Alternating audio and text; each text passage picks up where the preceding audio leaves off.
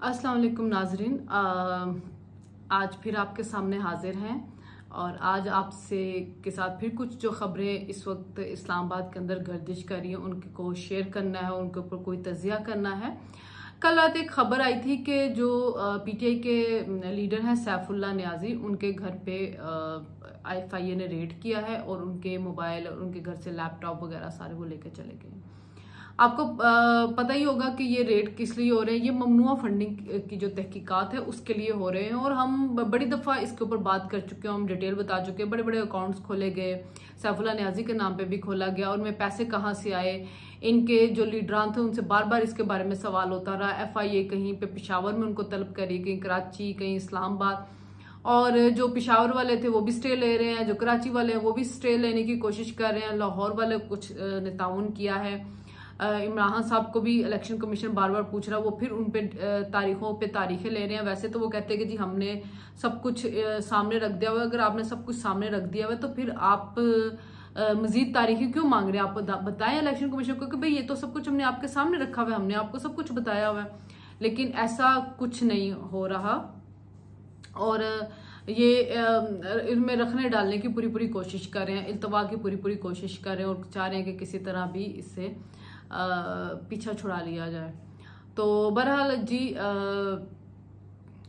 उसके FIA जो गई है तो उन्होंने की है तो तहकीकात शुरू हो गई, देखते क्या हो। तो उसको ऐसे सुना है कि मुराद सईद और फवाद चौधरी जो है वो भी पहले से जाके अपनी बेल कराने की और रिलीफ लेने की कोशिश करें, क्योंकि उनको लग रहा है कि घेरा उनके गिर्द भी तंग होगा, क्योंकि ये जो सारे फंड आए इस बहती गंगा के अंदर हाथ तो सबने धोए हुए हैं और जवाब तो सबने देना है।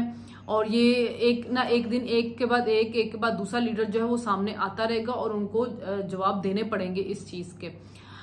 तो मामला जो है वो PTI के लिए बड़े खराब होते जा रहे हैं, बल्कि गंभीर होते जा रहे हैं। और इमरान को अच्छी तरह से मालूम है कि कहाँ पे क्या क्या घपला हुआ है। आप ये देखें कि जो शौकत खानम की चैरिटी है उसके ऊपर तो लंदन में भी तहकीकात शुरू हो गई और हमने बड़ी दफा ये बात यहाँ पे डिस्कस की है कि किसके अकाउंट में कितने पैसे आए, कितने अकाउंट खोले गए, कितने अकाउंट का हिसाब नहीं दिया, कई कितने पैसे जिनके सोर्सेज नहीं पता। और ये तो जो कॉन्स्टिट्यूशन है उसके एक्ट के अंदर है कि जो पॉलिटिकल पार्टीज हैं उन्होंने अपनी फंडिंग का सोर्स बताना है। तो ये तो PTI के लिए लाजमी हो गया हुआ है। तो बहरहाल देखते ही हैं कि आने वाले दिनों के अंदर मामला जो है वो किस करवट बैठते हैं और इमरान के लिए मुश्किलात तो बढ़ रही हैं। भाई देखिए उनके लिए मुश्किलात ये हैं कि तोशाखाना केस भी उनका चल रहा है, ममनुआ फंडिंग का भी उनका सिलसिला चल रहा है। तो परेशान तो वो हैं, इसी परेशानी की वजह से वो कभी कुछ बयान देते कभी कुछ। अब वो डिस्प्रेशन में और उन्होंने कहा जिस सितंबर के अंदर मैंने कॉल दी, मैं अवाम को कॉल दूंगा तो सारी अवाम निकल आएगी। तो 25 मई को भी अवाम को कॉल दी थी और उस वक्त तो आपके भी ये केसेस भी नहीं खुले थे, अब तो अवाम को नजर भी आ रहा है।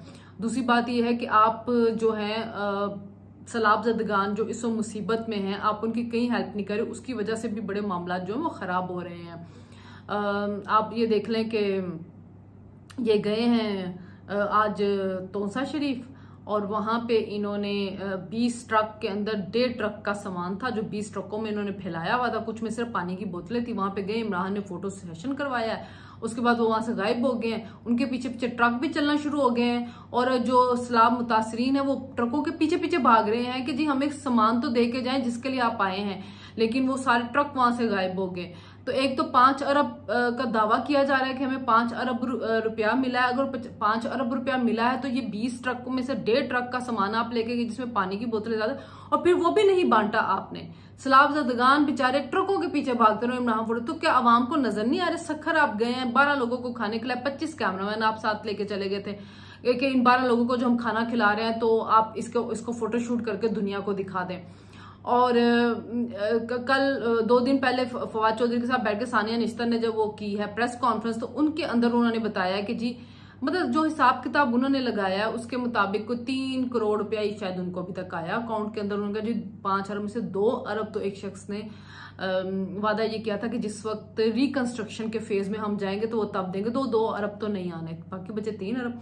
तो उन्होंने कहा जी कोई 30.7 मिलियन जो है वो तो हमारा डॉलर जो है वो तो क्रेडिट कार्ड जो है वो फेल हो गए उसके अंदर, तो वो भी नहीं आए। तो तकरीबन कुछ जो पैसे उन्होंने बताया 3 करोड़ रुपए अभी तक वो आया था। और उसमें से भी उन्होंने कहा जी ओवरसीज पाकिस्तानी, बड़ा शोर डाला जाता है कि ओवरसीज पाकिस्तानियों से पैसे लें, मुल्क के कर्जे उतारो। 17% ओवरसीज पाकिस्तानियों से पैसे मिले, बाकी मुल्क के अंदर को लोगों ने दिया। और मेरे ख्याल में वो भी उन्होंने उन लोगों से लिया होगा जिनको आगे इन्होंने टिकट्स देने हैं, तो उन्होंने पार्टी में एक तरह से ये पैसे जमा करवाए होंगे ताकि कुछ इमरान की इज्जत रहे।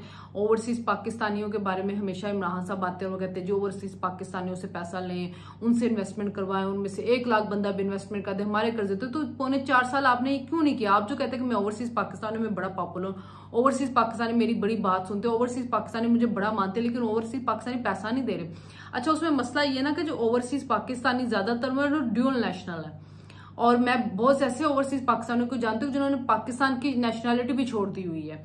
वो कनाडा की नेशनैलिटी लेनी थी अमेरिका के साथ, तो उन्होंने पाकिस्तान की नेशनैलिटी सरेंडर कर दी। लेकिन वो इमरान के सपोर्टर है, बड़ा उनके दिल में दर्द भी है पाकिस्तान का, लेकिन वो पैसा नहीं लगाएंगे। और पैसा इसलिए नहीं लगाएंगे कि उनको पता कि हमारा पाकिस्तान में रहा ही कुछ नहीं, हमारे पास तो नेशनैलिटी भी नहीं, हम तो पाकिस्तान के शहरी भी नहीं रहे, हम तो यहाँ पे आपको प्रॉपर्टी भी नहीं खरीद सकते, हम तो बिल्कुल इनके लिए गैर मुल्की हो गए हैं। तो वो इमरान को सपोर्ट जरूर करते हैं और इमरान के लिए को लेके कहते हैं वो जी एक ही लीडर मिला आपको बताने की कोशिश तो करते हैं, लेकिन पाकिस्तान में पैसा नहीं लगाना चाहते। खैबर पख्तूनख्वा में इनकी हुकूमत थी। आज मुराद सईद जो चीखते चलाते फिर हैं कि सवात के हालात का, तो 10 साल में आपको नहीं पता चला था कि हालात क्या हो रहे हैं? काफी अरसे से लोग शोर डाल रहे थे कि सिक्योरिटी के मामला खराब हो रहे हैं, लोगों से तावान लिया जा रहा है, आपने बिल्कुल नहीं सुना। आज उन्हीं सिक्योरिटी फोर्सेस को जिनको न्यूट्रल कहते रहे, मीर जाफर मीरसादे गद्दार कहते रहे, आप उनको कह रहे हैं कि ये चोर है, चोरों का साथ दे रहे हैं। आप कह रहे हैं कि इन्होंने आपकी हुकूमत तब्दील की साजिश करके उनसे आज आप जाके मदद मांग रहे हैं। अब उनको कह रहे हैं कि आप देखिए वो तो अपना काम करेंगे, वो पहले भी करते रहे, लेकिन आपने क्या किया है? आपने क्यों नहीं वहां के हालात को देखने की कोशिश की? 10 साल का अरसा बहुत ज्यादा होता है। और आप लोगों का कहना है तो हम तो खैबर पख्तूनख्वा की सबसे पॉपुलर पार्टी हैं और हमें खैबर पख्तूनख्वा में सबसे ज्यादा लोग पसंद करते हैं और खैबर पख्तूनख्वा मिटने के लिए तैयार है इमरान खान के लिए। तो क्यों नहीं आपने उन अवाम के बारे में सोचा? क्यों नहीं उनकी अवाम ने आप पे एतबार करते हुए आपको बताना शुरू किया कि ये मसाइल हो रहे हैं? आज सवात के दावेदार बन रहे हैं मुराद सईद साहब। मुराद सईद साहब को पहले सोचना चाहिए था कि जिस वक्त हालात है तो अब तो आप सारा दिन बनी गाला में बैठे रहते थे और बनी गाला में ओ कप्तान को पकड़ने के लिए आ रहे हैं, कप्तान के लिए हम जान भी हाजिर हो रही हो, कप्तान को लेके नहीं जाने देंगे, हमारी लाशों से गुजरेंगे, ये सारे आपके दावे थे। अब हालात बिगड़ने शुरू हो गए, आपको अपना हल्का जो है वो खतरे में नजर आना शुरू हो गया, तो आज आपका रोना पीटना शुरू हो गया है। तो ये जो रोना पीट रहा है लोगों को भी नजर आ रहा है कि ये एक टोपी ड्रामा है। असल में तो मसला ये कि आपको लग रहा है कि अगली दफा मैं सीट ना यहाँ से हार जाऊं, क्योंकि अवाम तो पूछेगी आपसे, सवाल तो करेगी अवाम आपसे कि आपकी हुकूमत है, आप नुमाइंदे हैं, आपने किया क्या है हमारे लिए। और आरिफ अलवी साहब का भी इंटरव्यू चलना है जी कामरान खान साहब के साथ। तो आरिफ अलवी साहब कह रहे हैं कि जी मैं कोशिश कर रहा हूं और मैं पैचअप करवाने की कोशिश कर रहा हूं, जल्दी ब्रेक थ्रू कोई हो जाएगा और सियासी जमातें हैं, सियासी जमात मिल बैठेंगी, मिल बैठ के कोई रास्ता निकालेंगे।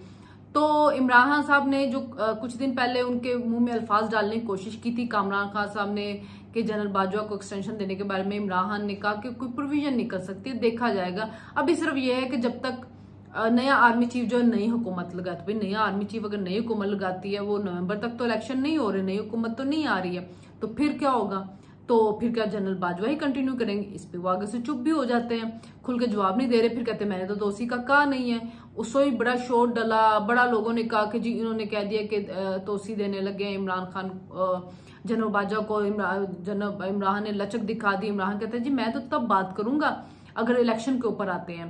तो अब एक नजम सेठी साहब ने थ्योरी दी है कि जी बातचीत हो रही है, इमरान और नवाज शरीफ मिलकर आर्मी चीफ लगाएंगे, बैकडोर राब्ते बहाल हो चुके हुए हैं, इमरान को भी लेवल प्लेइंग फील्ड दिया जाएगा, नवाज शरीफ को भी दिया जाएगा, उनके भी मुकदमे खत्म होंगे, वो आएंगे, उनको कैंपेन चलाने की इजाजत, मार्च अप्रैल में जाके इलेक्शन हो जाएंगे। तो ये एक थ्योरी फिर मार्केट के अंदर आ चुकी है, जबकि हुकूमती इत्तेहाद कह रहा है जी अगले साल अगस्त से पहले कोई इलेक्शन नहीं है। तो बहरहाल देखना है कि पाकिस्तान के अंदर हर रोज एक नई थ्योरी जन्म तो लेती है। अब जो आरिफ अलवी साहब कह रहे हैं कि वो पैचअप करवाने के लिए तैयार हैं, वो पैचअप करवाएंगे और उनका कहना है कि जमातें मिलकर बैठते तो कोई ना कोई रास्ता निकाल लेते। तो हम देखते हैं कि क्या रास्ता निकलता है, किस तरह से चलता है। इमरान तो कोई लचक दिखाने के लिए तैयार नहीं है। वो सिर्फ कहते हैं कि इलेक्शन की मेरे साथ आके बात करो, लेकिन आप ये नहीं देख रहे कि मुल्क के में सैलाब आया हुआ है, करोड़ों लोग बेघर हुए हैं, आपको 30 अरब डॉलर चाहिए उनकी रिहेबिलिटेशन के लिए। ये कहाँ से आएंगे ये पैसे? आज भी वज़ीर आज़म साहब कहते हैं किसी दोस्त मुल्क से बात करें तो उनको लगता है कि हम उनसे मांगेंगे। जाहिर है कर्जों पे, इमदाद पे चलने वाली हमारी मैशत बना दी गई है। अच्छी भली मैशत चल रही थी, तजर्बात किए गए, वो तजर्बात का खमियाजा कौम भुगत रही है। और इन्होंने सियासी साख के ऊपर रियासती साख को तरजीह दी, रियासत को बचाने की कोशिश की है और अपने सपोर्टर से भी गालियां खा रहे हैं। इलेक्शन में भी उसका उन्होंने रिजल्ट देखा है। तो मेरा ख्याल है कि अवाम को अब समझना चाहिए कि मसले किसके पैदा किए हुए, कौन इनको हल करने की कोशिश कर रहे हैं, उनको टाइम देना चाहिए। इस वक्त इलेक्शन का मुतहम्मिल ये मुल्क नहीं हो सकता, ना इलेक्शन में जाना चाहिए। मेरा ख्याल है कि इमरान को भी अब समझना चाहिए और बैठ के पहले मिसाके मैशत करनी चाहिए, इस हालात से मुल्क को निकालना चाहिए। लेकिन वो चाहते हैं कि मैं रहूं तो मुल्क रहेगा, मैं नहीं हूं तो मुल्क चाहे तबाह हो जाए। जैसे वो कहते हैं वो श्रीलंका बन जाएगा, मैं इस मुल्क को श्रीलंका बना सकता हूं अगर मैं जब कॉल दूंगा। तो शर्म नहीं उनको आती और बेहिसी की इंतहा दिखा रहे हैं वो।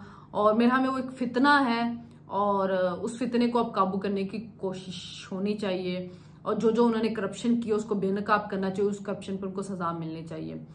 तो अब आने वाले दिनों में देखते हैं कि जी आरिफ अलवी साहब जो पैचअप करवा रहे हैं, और सुना है कि उन्होंने एक मुलाकात भी करवाई थी इमरान साहब के जनरल बाजवा की, जो कि जराये के मुताबिक जो कि बड़े बुरे नोट्स पे ख़त्म हुई थी।